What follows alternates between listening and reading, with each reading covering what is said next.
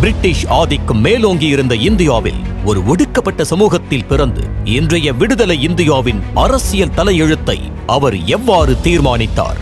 நாட்டின் பெரும்பாலான மக்கள் அவரை மாபெரும் வழிகாட்டியாக போற்ற காரணம் என்ன?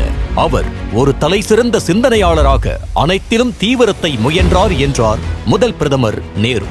மும்பை, டெல்லி, லண்டன் என அவர் வாழ்ந்த இடங்கள் அனைத்தும் புனித தலங்களாக போற்றப்படும் என்கிறார் இன்றைய பிரதமர் மோடி. உலகின் நம்பர் 1 அறிஞர் என 2015ஆம் ஆண்டு அறிவித்து அவருக்கு கோட் அந்தஸ்தை கொடுத்தது அமெரிக்க கொலம்பியா யூனிவர்சிட்டி. அவரது பிறந்த நாளை சர்வதேச சமத்துவ நாளாக கொண்டாடுகிறது அமெரிக்கா.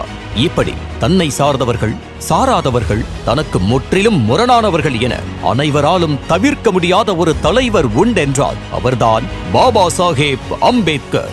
சாதி, மதம், இனம், மொழி, நிறம், பாலினம் கடந்து விடுதலைக்காக போராடும் அனைத்து மக்களின் விடிவெள்ளி. காரணம், அம்பேத்கர் என்பவர் ஒரு தனி மனிதரோ சில பிரிவினருக்கான தலைவரோ அல்ல. அவர் ஓர் சிந்தனை, இந்தியாவை வழிநடத்தும் கருத்தியல் சிந்தனை, உலகே வியந்தோதும் உன்னத சிந்தனை. அப்படி ஒரு சிந்தனை மிக்க தலைவர் எவ்வாறு உருவானார் என்று அவர் வாழ்வின் அனைத்து சிறப்புகளையும் தலை சிறந்த அறிஞர்கள், சமூக செயற்பாட்டாளர்கள் துணையோடு ஆராய்ந்து உங்கள் முன் வழங்கும் நூலாக வெளிவருகிறது எல்லோருக்குமான தலைவர் அம்பேத்கர்.